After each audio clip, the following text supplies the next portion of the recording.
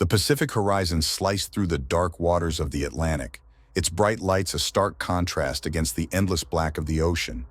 The rhythmic hum of the ship's engines was steady, almost hypnotic, as the passengers settled into their routines.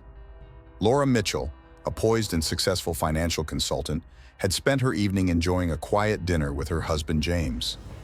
The couple had embarked on this cruise in hopes of mending the fractures in their strained relationship, but even the vastness of the ocean couldn't drown the tension between them. James Mitchell, a mid-level office worker, had been restless throughout the trip. His anxiety, a constant shadow in his life, seemed amplified by the confines of the ship. Laura's steady control over their lives, her dominance in decision-making, her exacting expectations, only deepened his sense of inadequacy. Each day on the ship felt like another reminder of how small and insignificant he had become in the marriage. That night after dinner, James excused himself early, claiming exhaustion. Laura lingered for a while before returning to their cabin on the 9th deck. They had chosen one of the luxury rooms, complete with a private balcony overlooking the sea. To anyone else, it would have been the perfect setting for romance, but for James, the cabin felt suffocating. He had spent most of the evening staring at the ceiling, his mind spiraling into dark places. The argument earlier that day, about his inability to take control of his life, echoed endlessly in his thoughts. At approximately 12:30 a.m., Laura was seen by several passengers walking alone toward the top deck. The CCTV captured her stepping into an elevator, her expression calm but distant. She carried a silk scarf, a gift James had given her during one of their better years. It was a fleeting image, but for the next several hours, it would be the last recorded sighting of her. James, alone in their cabin, claimed to have fallen asleep. When he woke up around 2 a.m., he noticed the bed next to him was still empty. Panic set in. He searched the cabin, checked the bathroom, and even stepped out onto their private balcony, hoping to see Laura staring out at the vast moonlit sea. But there was nothing, just the endless horizon and the hum of the ship. By 2:15 a.m., James reported Laura missing to the crew. His voice trembled as he explained she had gone for a walk hours earlier and hadn't returned. The crew, familiar with such situations, initiated standard procedures. A ship-wide announcement was made requesting passengers to remain in their cabins while the staff conducted a search. The corridors and common areas were swept first. Crew members armed with flashlights combed through the restaurants, lounges, and recreational spaces. Laura's name was called repeatedly, the echoes bouncing off the steel walls of the ship. As the minutes stretched into hours, tension began to ripple through the passengers. Speculation started. Had she fallen overboard? Was she lost somewhere in the ship's labyrinthine layout? James lingered near the search teams, his hands wringing the edges of his shirt. His performance as a worried husband was almost convincing, but there was something off about him. His movement seemed calculated, his reactions a second too slow. When asked for details about Laura's last known whereabouts, his answers were vague, repetitive. As dawn approached, the first clue emerged. A housekeeper cleaning near the upper deck found a silk scarf wedged in the railing. It was damp from the night air, and upon closer inspection, a faint streak of blood marred the delicate fabric. The crew called James to the scene, and his reaction was dramatic. He collapsed to his knees, clutching the scarf as tears streamed down his face. He murmured Laura's name repeatedly, loud enough for the gathering crowd to hear. It was a performance designed to evoke sympathy, and for a moment it worked. The discovery of the scarf shifted the focus of the search. The possibility that Laura had fallen overboard became the prevailing theory. The captain ordered a review of the CCTV footage, but technical issues caused gaps in the recordings. This setback only deepened the mystery, as the footage cut off shortly after Laura entered the elevator. Despite the growing concern among passengers and crew, there was one man who wasn't entirely convinced by the narrative unfolding before him. Elliot Grayson, a retired homicide detective traveling on the ship, had been observing the events from the periphery. Something about James's demeanor unsettled him. The exaggerated grief, the inconsistent statements, the way he hovered near the crew without actually helping. Elliot noticed the scarf's placement on the railing was peculiar, as though it had been deliberately arranged. If Laura had truly fallen overboard, the scarf wouldn't have been caught so neatly. The streak of blood, faint but deliberate, seemed more like a marker than an accident. Elliot filed these observations away for later, content to let the crew handle the initial investigation. As the morning sun began to rise, casting an orange glow over the endless waves, the search was called off. Laura Mitchell was officially declared missing at sea. The passengers, though shaken, began to return to their routines. For many, this was a tragic accident, a somber reminder of the ocean's dangers. But for Elliot, the case was just beginning. Something was terribly wrong, and he intended to find out what. The disappearance of Laura Mitchell unsettled everyone on board the Pacific Horizon. But as daylight filled the decks, the initial urgency began to wane. The captain addressed the passengers, assuring them that the ship's crew was doing everything possible to locate her and that the matter was being treated with the utmost seriousness. For most, the explanation seemed simple: an accidental fall, a moment of carelessness in the dead of night. But for a few, including retired Detective Elliot Grayson, the story didn't add up. The ship's crew continued their search methodically. Every corner of the vessel was scrutinized, from the opulent dining halls to the shadowy service corridors. They revisited the upper deck where the silk scarf had been found, scouring the area for additional evidence, but nothing emerged. The open expanse of the deck offered little to conceal, and the railings were high enough to make an accidental fall seem unlikely. Still, the prevailing assumption held. Laura must have gone overboard. James Mitchell was inconsolable, or so it seemed. His display of grief was loud and public. He paced the corridors, calling out Laura's name, his voice breaking into sobs. Passengers whispered about the tragic loss, and several approached him with condolences, which he accepted with an air of profound despair. But as Elliot watched him from a distance, he couldn't shake the feeling that James's sorrow was rehearsed. It was too theatrical, too perfectly timed to draw attention. As the day progressed, the ship's staff conducted interviews with passengers who might have seen Laura that night. A steward recalled seeing her leave the dining hall alone around midnight, her silk scarf draped loosely around her shoulders. Another passenger claimed she had been near the elevators, appearing deep in thought. None of the accounts provided concrete leads, but together they began to paint a picture of Laura's last known movements. The turning point came in the early afternoon. While inspecting one of the service corridors on the lower decks, a crew member stumbled upon something unexpected: a faint smear of blood on the edge of a door leading to a maintenance area. The discovery sent a ripple through the crew, and the captain ordered the area to be sealed off immediately. The maintenance area was a stark contrast to the luxury of the passenger decks. It was dimly lit, with exposed pipes and a metallic tang in the air. The floor was scuffed from years of heavy use, and the walls were lined with utility panels and storage lockers. The bloodstain, though faint, was unmistakable. It trailed just a few inches from the door before disappearing into the shadows. Elliot, who had been observing the search with a quiet intensity, asked for access to the scene. The crew hesitated but eventually allowed him to take a look, given his background. As he examined the area, his instincts kicked in. The blood trail was deliberate, not haphazard. It wasn't consistent with someone stumbling or falling. It was as if something or someone had been dragged. Further down the corridor, near a ventilation grate, Elliot found another clue: a small fragment of fabric caught on the edge of the metal. It was dark red, possibly part of Laura's clothing, though it was too small to confirm immediately. The grate itself was slightly dislodged, as if it had been tampered with. Elliot crouched down, peering into the narrow duct. It was empty, but the disturbed grate suggested someone might have used it to hide something. As the evidence mounted, the crew's theory of an accidental fall began to crumble. The blood, the fabric, the disturbed grate, all pointed to foul play. The captain contacted authorities on shore, notifying them of the developments. The ship was instructed to continue its course, but to preserve all evidence and maintain the integrity of the investigation. Meanwhile, James's behavior grew increasingly erratic. He lashed out at the crew, accusing them of incompetence, and insisted they search harder for his wife. His emotional outbursts seemed genuine on the surface, but Elliot noticed an undercurrent of something else: fear. It wasn't the fear of a man who had lost his wife. It was the fear of being exposed. That evening, as the ship's lights glittered across the waves, another discovery was made. A steward cleaning the waste disposal area found what appeared to be a small, bloodied object lodged in the chute. It was a gold earring, simple yet elegant, the kind of jewelry Laura had been wearing the night she disappeared. The steward reported the find immediately, and it was brought to the captain's attention. The earring complicated the narrative further.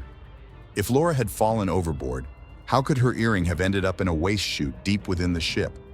The inconsistency gnawed at Elliot as he pieced together the fragments of the case. The more he thought about it, the more he realized that someone had gone to great lengths to stage Laura's disappearance. Late that night, as most passengers slept, Elliot revisited the maintenance area. With the crew's permission, he examined the ventilation grate more closely. He removed the cover, shining a flashlight into the duct. At first, it appeared empty, but as he probed deeper, he spotted something lodged in the corner, a small crumpled piece of paper. Carefully, he retrieved it, unfolding the damp scrap. The paper was a receipt, dated the previous evening from one of the ship's restaurants. It bore Laura's name and signature, confirming she had dined there around 9:30 p.m. But what caught Elliot's attention was a faint, smeared fingerprint on the edge of the receipt. It wasn't Laura's. As Elliot stared at the receipt, the pieces of the puzzle began to shift. Someone had gone to extraordinary lengths to hide the truth. But who and why? The answers lay somewhere within the sprawling corridors of the Pacific Horizon, and Elliot was determined to find them. The Pacific Horizon continued its steady voyage across the Atlantic, the ship's vast expanse carrying with it the simmering tension of a mystery unsolved. Laura Mitchell was officially declared missing, but the scattered pieces of evidence suggested a far darker narrative. While passengers returned to their routines, Detective Elliot Grayson immersed himself in the investigation, knowing that time was critical. With each passing hour, the chance of uncovering the truth diminished. The maintenance corridor where the bloodstain was found had become the focal point of the search. The ventilation duct, the fragment of fabric, and the blood trail all pointed to something sinister, yet none of it was conclusive enough to identify a culprit. Elliot knew the answers weren't in the obvious details, but in the gaps, the inconsistencies and overlooked moments that could reveal what really happened. Elliot requested access to the passenger manifest and security logs. The crew hesitated but relented under pressure from the captain, who recognized Elliot's expertise. The manifest listed every individual aboard the ship, their cabin numbers and dining reservations. Elliot combed through the records, cross-referencing names with Laura's known movements. It was tedious work, but a pattern began to emerge. One name stood out, a passenger, Deborah Hollis, who occupied a cabin near the Mitchells. Deborah had been one of the few people awake during the hours leading up to Laura's disappearance. According to the log, she had ordered room service around midnight, just minutes after Laura was last seen on the security footage. Elliot decided she was worth speaking to. Deborah was a middle-aged woman traveling alone, her demeanor cautious but cooperative. She admitted to hearing noises the night Laura disappeared, muffled voices, a sharp thud, and what she described as hurried footsteps in the hallway. At the time, she assumed it was just another couple arguing. "People fight on vacation all the time," she said, her voice tinged with regret. But now, in hindsight, it seemed more significant. Elliot pressed her for details. Did she recognize the voices? Was there anything unusual about the sounds? Deborah hesitated before admitting she had peeked out of her cabin door. She saw a man standing in the hallway, pacing nervously. His back was to her, but his posture was tense, his movements erratic. Though she couldn't see his face, she noted that he was wearing a white shirt, similar to the one James Mitchell had been seen wearing that evening. Armed with this information, Elliot turned his attention back to James. The husband's behavior had grown increasingly suspicious. While he continued to perform the role of the grieving spouse, Elliot noticed subtle cracks in his facade. James avoided direct eye contact during questioning. His answers were laced with inconsistencies, and his outbursts of emotion seemed too well timed. Elliot decided to focus on the earring found in the waste chute. The crew confirmed it was part of a matching set Laura had worn to dinner that night. How it ended up in the ship's disposal system was a mystery that demanded answers. Elliot requested access to the ship's waste management records, hoping they might reveal when the chute was last accessed. The records showed that the waste system in that section of the ship was emptied around 1 a.m., just half an hour after Laura was last seen. It was a narrow window, but it aligned suspiciously with James's timeline. The discovery reinforced Elliot's belief that Laura's disappearance wasn't an accident. Whoever had staged the scene had done so methodically, using the ship's infrastructure to conceal their crime. The next breakthrough came when a crew member cleaning the galley stumbled upon another crucial piece of evidence, a small kitchen knife, wiped clean but with faint traces of blood on the handle. The knife was tucked behind a stack of unused trays, as if hastily hidden. Lab testing on board confirmed the blood matched Laura's, further cementing the theory of foul play. Elliot examined the knife closely. It wasn't large enough to cause significant harm, but could have been used in a struggle or to inflict superficial injuries. The placement of the knife suggested desperation rather than careful planning, as if the perpetrator had acted impulsively and then scrambled to cover their tracks. The timeline grew tighter, and the picture became clearer. Between midnight and 2 a.m., Laura had been attacked and likely killed. Her body, or parts of it, had been disposed of using the ship's waste system, while other pieces of evidence were deliberately scattered to create confusion. The maintenance corridor, the ventilation duct, and now the galley were all connected, but Elliot couldn't yet piece together how. The final clue of the day came from an unexpected source. The ship's engineer reported finding another smear of blood near the engine room, far from where the other evidence had been located. This discovery perplexed Elliot. If Laura's body had been dumped into the ocean, why was there blood near the engine room? As Elliot examined the engine room, he found scratches along one of the access panels. It appeared someone had tried to open it forcefully but had given up. Inside, he discovered a piece of cloth wedged in the corner, similar in texture and color to Laura's dinner dress. The panel itself was secure, but the attempt to access it suggested the perpetrator had initially intended to hide something there before abandoning the idea. Elliot began to piece together a theory. The crime wasn't just impulsive, it was frantic. The evidence scattered across multiple locations indicated someone who was panicked, making decisions on the fly. The bloodstains, the earring, the knife, all pointed to someone desperately trying to cover their tracks but lacking the clarity to do so effectively. As the day drew to a close, Elliot found himself pacing the upper deck, staring out at the endless expanse of water. The ship's isolation added a layer of complexity to the case. There was nowhere to run, but the confines of the vessel also provided ample hiding places. The passengers and crew moved about their lives, unaware of the darkness lurking just beneath the surface. Elliot's instincts told him the answer lay within James Mitchell. The husband's anxiety, his inconsistencies, and now the mounting physical evidence all pointed in his direction. But Elliot also knew he needed more. The scattered clues painted a fragmented picture, but the key to solving the case lay in finding the thread that connected them all. The Pacific horizon moved forward, its path unchanging, as the secrets it carried grew heavier with each passing moment. Elliot resolved to dig deeper, knowing the truth was within reach, but also knowing the deeper he delved, the darker it would become. As the Pacific horizon sailed farther from the shore, the mystery of Laura Mitchell's disappearance deepened. The evidence scattered throughout the ship was fragmented but damning. Elliot Grayson felt the weight of the case bearing down on him, each clue leading to more questions than answers. The ship was no longer just a vessel of leisure. It was a crime scene adrift in the open sea. The atmosphere among the passengers had shifted. What began as a quiet, luxurious voyage now bristled with tension. Rumors circulated in hushed tones, whispers of murder, suspicions of a killer on board. The crew attempted to maintain a facade of normalcy, but the passengers weren't fooled. Each individual now regarded their neighbor with unease. Elliot remained focused. He knew the passengers' anxiety could cloud the investigation, creating false leads and exaggerated accounts. His priority was uncovering facts, not entertaining speculations. James Mitchell, however, seemed to thrive on the chaos. His grief-stricken performance had garnered sympathy from many, but Elliot saw through the charade. James wasn't just grieving, he was controlling the narrative, steering it away from himself. The ship's captain, Robert Fields, convened a meeting with Elliot and key crew members to assess the progress of the investigation. The discoveries so far, a bloodied knife, the earring, and scattered traces of Laura's presence, were discussed in detail. The maintenance corridor and engine room were now considered critical areas, but neither provided a clear explanation of what had happened to Laura. Elliot shared his observations about James's behavior, but without direct evidence tying him to the crime, suspicions weren't enough.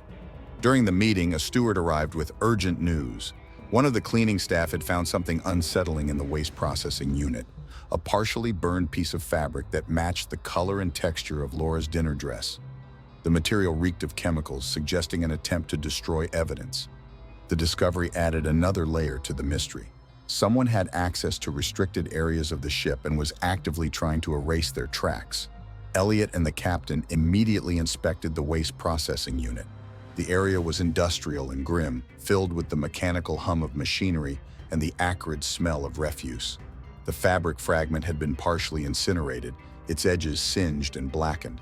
Elliot examined it closely, noting faint traces of blood that had survived the attempt to destroy it. He also found a small metallic clasp embedded in the fabric, possibly from a belt or accessory Laura had been wearing. This discovery shifted the investigation. Whoever was responsible for Laura's disappearance wasn't just trying to cover up a crime. They were doing so with increasing desperation. The disjointed placement of evidence suggested someone panicked, making impulsive decisions. Elliot's mind returned to James. He seemed to fit the profile of someone spiraling under pressure, but Elliot needed more than conjecture. As the investigation intensified, another twist emerged. The crew reviewing the ship's CCTV footage reported a peculiar anomaly. Several cameras on the lower decks had been disabled for approximately 20 minutes between midnight and 12:20 a.m., the exact window when Laura was last seen alive. The footage abruptly cut out, and when it resumed, the hallways were empty. Someone had tampered with the system. Elliot suspected James might have been responsible, but gaining access to the ship's surveillance system required specific knowledge. Was James capable of such a calculated move, or was there someone else involved? The possibility of an accomplice added a chilling dimension to the case. Elliot decided to focus on James's movements that night. He retraced the husband's steps using witness statements and available footage. James claimed he had fallen asleep in their cabin around 11:30 p.m. and didn't wake until 2 a.m. However, inconsistencies began to surface. A steward recalled seeing James wandering near the maintenance corridor around midnight, looking agitated. Another passenger mentioned hearing muffled voices from the Mitchells' cabin around the same time. The most damning detail came from an unexpected source, an elderly couple who occupied the cabin directly below the Mitchells. They reported hearing a loud thud around 12:10 a.m., followed by what sounded like furniture being dragged across the floor. At the time, they dismissed it as late-night activity from the couple above, but in light of Laura's disappearance, the noise took on a sinister meaning. Elliot revisited the Mitchells' cabin, this time with a forensic kit borrowed from the ship's limited supplies. He examined the carpet, furniture, and bathroom meticulously. Near the base of the bed, he found faint but telling evidence: a small smear of blood on the underside of the frame. It was barely noticeable, but it was enough to suggest a struggle had occurred in the room. The bathroom yielded another clue. The drain in the sink showed traces of a reddish residue, likely diluted blood. Elliot theorized that James had attempted to clean up after the attack, but the evidence hadn't been completely erased. Combined with the noise reported by the elderly couple, the evidence painted a harrowing picture. Laura had been attacked in her cabin, her body removed, and the scene hastily cleaned to obscure what had happened. Elliot's findings were presented to the captain, who authorized a full search of James Mitchell's belongings. The search yielded a troubling discovery: a pair of gloves stained with what appeared to be blood, hastily stuffed into a bag beneath James's bed. Confronted with this evidence, James maintained his innocence, claiming he had no idea how the gloves had ended up there. His protests were frantic, bordering on hysteria. The mounting evidence against James seemed undeniable, but Elliot wasn't ready to close the case. Something about the timeline still felt off. Why would James stage such an elaborate cover-up if the crime had been spontaneous? And how had he managed to disable the cameras on the lower decks? The possibility of an accomplice loomed large, complicating an already convoluted investigation.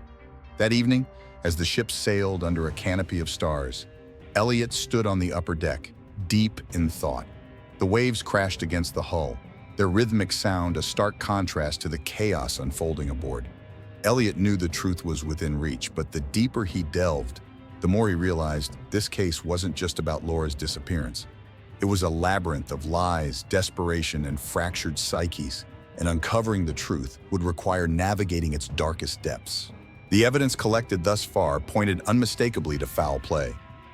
Laura Mitchell's disappearance could no longer be dismissed as an accident, and the growing pile of clues made James Mitchell the prime suspect. Yet for Elliot Grayson, the case remained frustratingly incomplete. The scattered evidence, blood traces, a knife, a torn dress, and now the gloves, suggested a violent crime, but the lack of a definitive timeline and motive left critical gaps. Elliot knew that to uncover the truth, he needed to reconstruct the events of that fateful night with precision. The first step was to revisit the timeline. The tampered CCTV footage on the lower decks had been partially restored, though it was still incomplete. Elliot reviewed every frame meticulously. Just before the footage cut out, he noticed a shadowed figure in the corridor near the maintenance room. The figure's movements were deliberate, but hesitant, as though they were unsure of their actions. When the cameras resumed recording, the figure was gone. Although the image was blurry, the figure's height and build matched James Mitchell. This new piece of evidence suggested that James had been in the vicinity of the crime scene, but it didn't explain how he had accessed the restricted areas. To gain a better understanding, Elliot turned to the ship's engineering staff. He interviewed the chief engineer, a meticulous man named Harold Connors, who explained the ship's security protocols. Most restricted areas required keycard access, and all entries were logged. Elliot requested the access logs for the night of Laura's disappearance. The logs revealed another startling detail. At precisely 12:15 a.m., a keycard registered to James Mitchell had been used to enter the waste processing unit. James had no plausible reason to be there, especially at that hour. When confronted with this discovery, James denied any involvement, claiming his keycard must have been stolen. His protests, though loud, did little to sway Elliot's suspicions. Elliot expanded his investigation to include the ship's crew. He interviewed stewards, engineers, and cleaning staff, probing for any anomalies. One steward, a young woman named Grace Walters, mentioned seeing James near the lower decks on the night in question. He had appeared agitated, pacing back and forth as though searching for something. Grace hadn't thought much of it at the time, assuming he was a restless passenger. Now, her account added another layer to the growing case against James. The discovery of the partially burned dress in the waste processing unit also required further examination. Elliot theorized that the fabric had been doused in chemicals to expedite its destruction. He asked the crew about the ship's inventory of cleaning agents and was directed to a storage closet near the kitchen. Inside, he found several bottles of industrial-strength cleaners, one of which had a broken seal and a faint smell of burning. Elliot suspected this was the source of the chemicals used to destroy the dress. The connection between the maintenance area, the waste processing unit, and the storage closet began to take shape. Elliot envisioned a grim sequence of events. Laura had been attacked in her cabin, her body moved to the maintenance corridor, and attempts made to hide or dispose of the evidence. The storage closet, located along the route to the waste unit, was likely used to gather supplies. It was a chillingly methodical process, and the trail seemed to lead directly back to James. Despite the mounting evidence, Elliot remained cautious. The case, while damning, still lacked a definitive narrative. Why had James acted so impulsively? What was the breaking point that drove him to such brutality? And could the possibility of an accomplice explain the tampered cameras and methodical cleanup? Elliot revisited the Mitchell's cabin, this time focusing on James's belongings. Among his clothes and toiletries, Elliot found a small bottle of prescription medication, anti-anxiety pills prescribed to James. The prescription was dated just a few weeks prior to the cruise, indicating that James had been struggling with his mental health. Elliot wondered if the pills, or the lack of them, could have contributed to his actions. The ship's medical staff confirmed that James hadn't requested a refill during the voyage, suggesting he might have stopped taking the medication altogether. This revelation provided a potential motive. If James had been battling severe anxiety and feelings of inadequacy, the pressure of the trip and Laura's domineering personality might have pushed him over the edge. The crime wasn't premeditated, it was a product of desperation and emotional collapse. As Elliot pieced together the fragments of James's life, he received another critical lead. A steward cleaning the observation deck had found a phone wedged between two lounge chairs. It was Laura's phone, and its discovery raised immediate questions. The device had been turned off, likely to avoid tracking, but when powered on, it revealed a series of unsent messages. The messages, all addressed to James, were drafts that Laura had written but never sent. They painted a picture of a woman at her breaking point. In one message, she accused James of being emotionally distant and unwilling to confront his issues. In another, she expressed regret over their strained relationship, even hinting at the possibility of separation. The messages weren't hostile, but they were brutally honest, perhaps too honest for James to handle.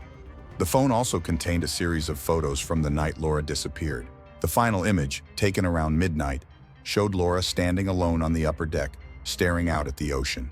She looked contemplative, her silk scarf trailing in the breeze. It was a haunting image, and Elliot couldn't shake the feeling that Laura had sensed what was coming. As the evidence mounted, Elliot faced a critical decision. The case against James was strong, but it wasn't airtight. The possibility of an accomplice or an alternative explanation lingered in the back of his mind. The ship's vastness offered countless hiding places, and Elliot knew he had yet to uncover the full truth. That night, as the ship's lights shimmered against the dark waves, Elliot sat in his cabin reviewing the case files. The fragments of evidence, the bloodstains, the knife, the dress, the phone began to align, but the picture they formed was still incomplete. Elliot knew the next step would be crucial. The truth was within reach, but it was shrouded in layers of deception, desperation, and darkness. The Pacific horizon pressed onward, carrying its secrets across the open sea. Elliot resolved to uncover them all, no matter how deep they ran.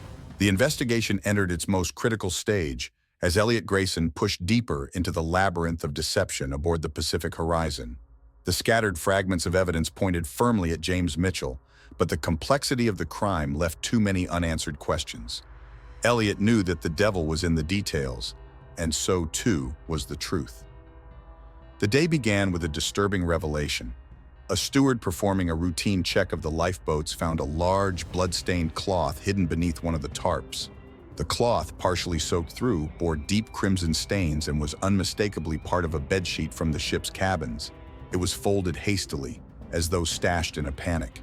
When Elliot arrived to inspect it, he noticed a faint but familiar scent, industrial-strength cleaner. The same chemicals used to burn Laura's dress had been used to try to clean this sheet, but the effort had clearly failed. Elliot theorized that the sheet had been used to move Laura's body or soak up blood from the cabin after her attack. Its placement near the lifeboats suggested an attempt to stage a further cover-up or create a false trail. But the person responsible hadn't accounted for the ship's tight-knit environment. Every action left a trace, and Elliot was determined to follow them all. The lifeboats themselves became the focus of a new search.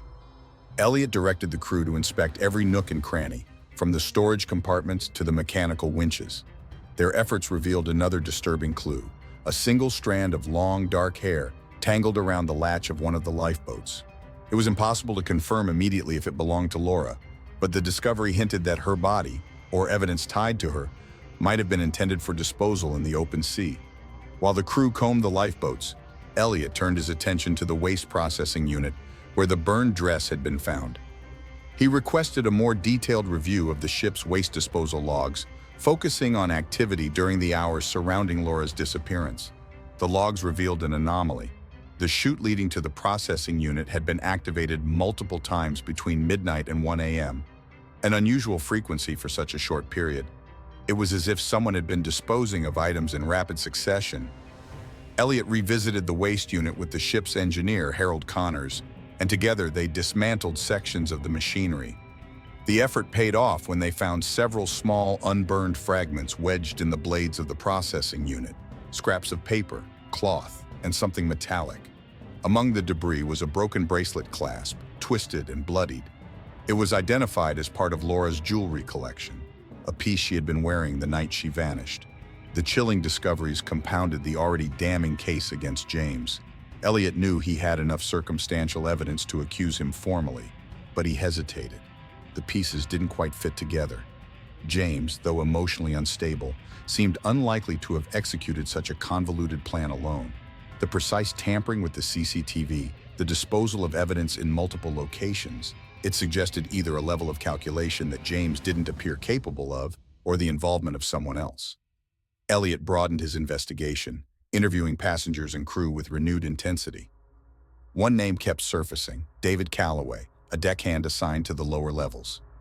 David had been uncooperative during earlier interviews, claiming he had seen nothing unusual that night, but discrepancies in his time log suggested otherwise. He had been logged in the maintenance area at 12:10 a.m., mere minutes before Laura was last seen, yet failed to report this during questioning. Elliot confronted David in the crew quarters, where the young man appeared visibly nervous.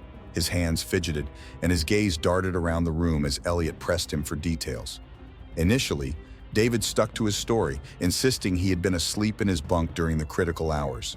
But when Elliot presented the tampered CCTV footage and the keycard log showing access to restricted areas, David's facade began to crack. Under pressure, David admitted to seeing James Mitchell near the waste processing unit shortly after midnight. James had been carrying a large bundle wrapped in cloth, his movements hurried and furtive. David claimed he didn't intervene because he assumed it was just trash being disposed of, until the next day, when news of Laura's disappearance spread. Even then, David remained silent, fearing the repercussions of speaking up. Elliot pressed further, sensing there was more David wasn't saying. The young deckhand eventually admitted that he had been bribed by James to look the other way during the night. James had offered him a stack of cash, pleading for discretion and claiming it was a personal matter. David's confession added a new layer to the case. James wasn't working entirely alone, but his accomplices appeared to be coerced rather than willing. Elliot wasted no time confronting James with this new information. The husband's earlier composure shattered under the weight of mounting evidence. His denials grew more desperate, his voice rising in panic as Elliot laid out the timeline of events. James claimed innocence, insisting that he had been framed, but his story lacked coherence, and his nervous demeanor betrayed him. In a final gambit, Elliot turned his focus to the tampered CCTV footage. The precise cutouts in the recordings suggested technical expertise, something beyond James's capabilities. Elliot reviewed the ship's personnel files and identified a potential lead, Henry Albright, a technician responsible for the ship's surveillance system. Henry had been unusually absent during earlier interviews and was rumored to have gambling debts, a potential motive for accepting a bribe. When Elliot tracked down Henry, the technician was visibly uneasy. Elliot confronted him with the gaps in the CCTV footage, the tampered keycard logs, and David's testimony. Under scrutiny, Henry confessed to disabling the cameras at James's request, though he claimed he had no knowledge of the crime itself. James had offered him a substantial sum to ensure privacy for a personal matter, and Henry, desperate for cash, had agreed without asking questions. The confession tied the threads of the case together. James Mitchell had orchestrated Laura's disappearance, leveraging the ship's infrastructure and coercing others into complicity. The attack on Laura had been impulsive, born of James's psychological unraveling, but the subsequent cover-up was calculated, a desperate attempt to evade justice. As Elliot pieced together the final timeline, the grim truth emerged. Laura had been attacked in her cabin. Her body moved through the maintenance corridor and waste processing unit, and her remains partially incinerated in a failed attempt to destroy evidence. The lifeboats and engine room had been used as red herrings, scattering clues to mislead investigators. But James's frantic actions and careless mistakes had ultimately betrayed him. By the end of the day, Elliot presented his findings to the captain, who relayed the information to authorities on shore. James was placed under arrest, his protests drowned out by the weight of evidence against him. The Pacific Horizon pressed onward, its passengers unaware that the truth of Laura Mitchell's disappearance had finally been uncovered. But for Elliot, the case wasn't over. The fragmented trail of deception, desperation, and violence left scars that would linger long after the ship reached its destination. The open sea had concealed many secrets, but none could remain hidden forever. The arrest of James Mitchell sent shockwaves through the Pacific Horizon. For the first time since Laura's disappearance, the passengers felt a semblance of clarity, yet the atmosphere aboard the ship remained thick with tension. James was confined to a holding area under the watch of the ship's security team, but Elliot Grayson knew the case was far from over. There were still unanswered questions, and Elliot wasn't one to leave any stone unturned. The details of James's involvement were chilling but incomplete. Laura's death had been brutal, and the cover-up meticulously clumsy. The scattered evidence, bloodstains, the bedsheet, the knife, and the accomplice's confessions painted a picture of panic and desperation. However, Elliot's instincts told him there was more to uncover. The gaps in the timeline, the tampered CCTV footage, and James's erratic behavior hinted at deeper motives. Elliot began his next line of investigation by interviewing Henry Albright, the technician who had tampered with the surveillance cameras. Under continued questioning, Henry revealed additional details. He admitted that James had approached him weeks before the cruise, offering a significant bribe in exchange for disabling certain cameras during a specific time frame. The premeditation was startling, as it contradicted the narrative of an impulsive crime. James had insisted it was to protect his privacy during a personal matter, but Henry now realized he had been unwittingly complicit in a murder. The revelation raised an alarming question. Had James planned to kill Laura even before the cruise? If so, what had pushed him to such a horrifying decision?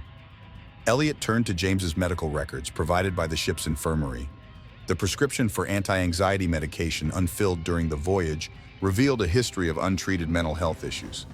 Further investigation into James's personal life uncovered a troubling pattern: years of feeling overshadowed by Laura's success, resentment at her control over their finances, and a growing sense of entrapment in the marriage.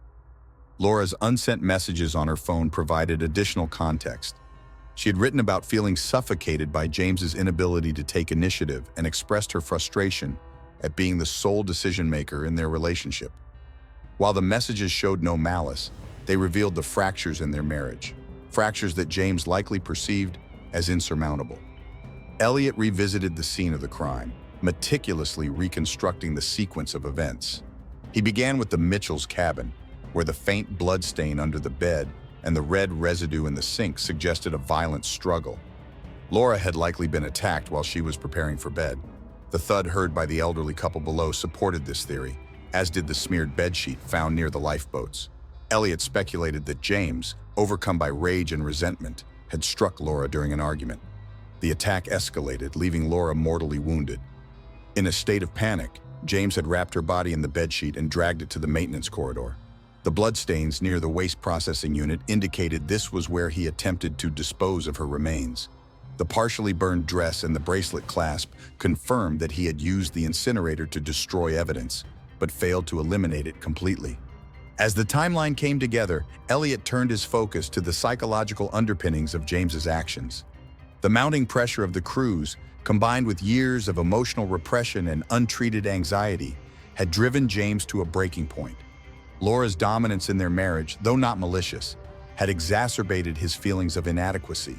The cruise, intended as a last-ditch effort to repair their relationship, had instead become the setting for its catastrophic end. But one question remained: why had James gone to such great lengths to create false trails? The lifeboats, the tampered cameras, the scattered evidence, it all suggested a deliberate effort to mislead investigators. Elliot suspected that James's anxiety had played a significant role. The same mental instability that had driven him to commit the crime also led him to overcompensate in covering it up, creating an erratic and contradictory series of actions. Elliot also re-examined the testimonies of David Calloway, the deckhand, and Henry Albright. Both men had been coerced into complicity, but their roles raised another possibility. Had James sought their help as part of a premeditated plan, or had their involvement been opportunistic? Elliot believed it was a mix of both. James had likely intended to use the ship's infrastructure to conceal his crime, but his reliance on others exposed his desperation and lack of foresight.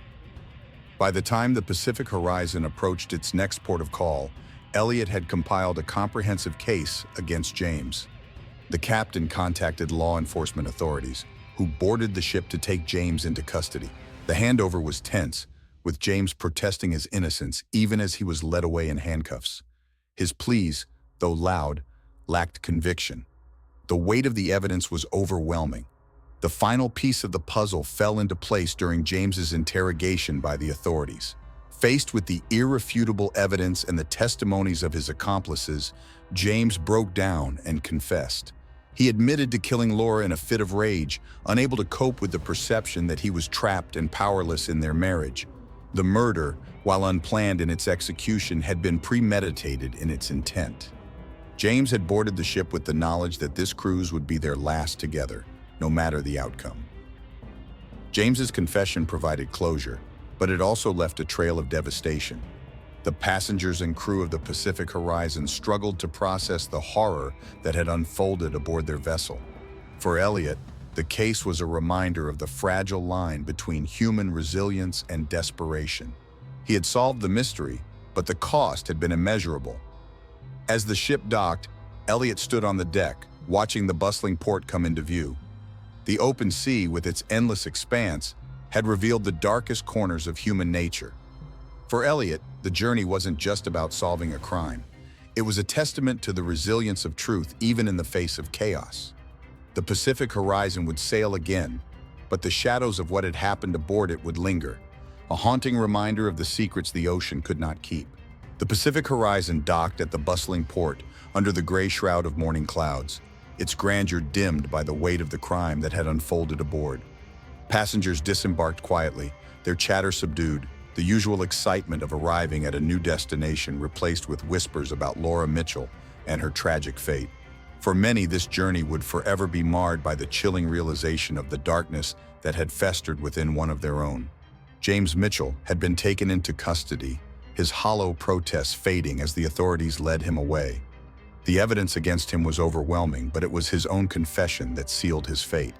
In his final interview with investigators, James spoke of a lifetime of inadequacy and emotional torment. He described the cruise as his last attempt to salvage his sense of control, but the oppressive weight of Laura's dominance in their marriage had pushed him over the edge. His crime was not one born of passion, but of resentment, a slow-burning rage that culminated in a moment of unthinkable violence. For Detective Elliot Grayson, the case was closed, but the emotions it stirred were far from resolved. Standing on the upper deck as the last of the passengers departed, he reflected on the tangled threads of human nature that had led to such a devastating outcome. The case had been one of the most complex of his career, not because of the evidence, but because of the frailties and contradictions it revealed in those involved. James's confession had illuminated his motivations, but it also laid bare the fragility of his psyche and the unchecked descent into darkness that could occur when struggles went unacknowledged and unresolved. The trial that followed was swift, the prosecution armed with irrefutable evidence. The bloodstains, the fabric fragments, the tampered surveillance, and the testimonies of James's coerced accomplices painted a damning picture. James's defense argued that his actions were the result of untreated mental illness, seeking leniency due to his fragile state of mind. But the brutality of his actions and the calculated efforts to cover them up left little room for sympathy in the eyes of the jury. James was convicted of second-degree murder and sentenced to life in prison without the possibility of parole. The courtroom was silent as the verdict was read, the weight of justice falling on a man who had lost everything: his wife, his freedom, and ultimately himself. For the Mitchell family, the outcome brought a measure of closure, but also deepened the scars of their loss. Laura's memory became both a source of pain and a reminder of the complex dynamics that had shaped her life and death. Elliot, though no stranger to the darker aspects of human behavior, was profoundly impacted by the case. He thought of Laura's unsent messages, the quiet cries for connection that had gone unheard. He thought of James, consumed by his own insecurities and unable to find a way forward. And he thought of the broader lesson, that beneath the surface of even the most seemingly ordinary lives, turmoil could fester, unseen, until it was too late. The Pacific Horizon eventually set sail again, its decks cleaned and polished, its reputation bruised but not broken. For the passengers and crew, the voyage became a cautionary tale about the hidden struggles that people carry and the devastating consequences of letting those struggles go unaddressed. From the case, a lesson emerged, one that Elliot hoped would resonate with those who heard it. It was a reminder of the importance of communication, of seeking help when overwhelmed, and of addressing mental health with the seriousness it deserved. James's untreated anxiety, compounded by his unwillingness to confront his emotions, had created a storm that engulfed not just his life but those around him. And Laura, despite her efforts to bridge the gap between them, had paid the ultimate price for their inability to connect. Elliot's closing report contained a stark reflection. This tragedy was not inevitable, but it was the result of choices made in silence, of pain endured without support, and of resentment allowed to grow unchecked. Let it serve as a warning, but also as a call for compassion, for understanding the battles others may be fighting, and for ensuring no one faces them alone. As Elliot walked down the gangway of the Pacific Horizon for the last time, he felt the weight of the case lift, replaced by a quiet resolve. The ocean stretched out before him, vast and unchanging, a reminder of both the mysteries it concealed and the resilience it inspired. The truth, no matter how dark, had been uncovered, and in its wake, there was hope for healing, for growth, and for the understanding that even in the face of despair, there could be redemption.